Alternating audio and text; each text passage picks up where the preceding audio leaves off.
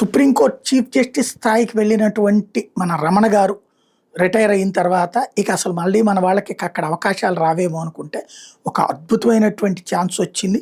మరొక తెలుగువారు supreme court chief justice కాబోతున్నారు. తెలుగువారైన సుప్రీంకోర్టు న్యాయమూర్తి జస్టిస్ పమిడిగంటం శ్రీనరసింహ వచ్చే నెలలో కొలీజియంలోకి ప్రవేశించబోతున్నారు. సీనియారిటీ పరంగా తొలి 5 స్థానాల్లో ఉన్న న్యాయమూర్తులు కొలీజియంగా పరిగణిస్తారు.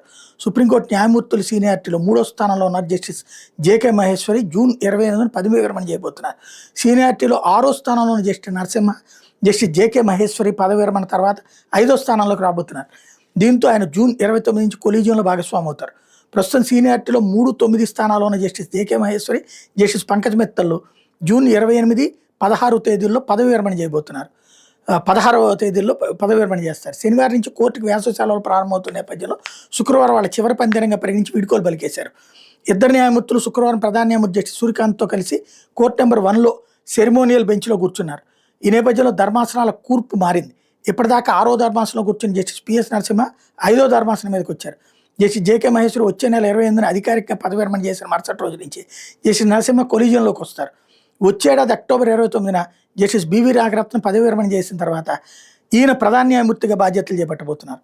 చీఫ్ జస్టిస్ హోదాలు 2028 మే 2 వరకు మన తెలుగువారు సుప్రీంకోర్టు చీఫ్ జస్టిస్గా ఉండబోతున్నారు.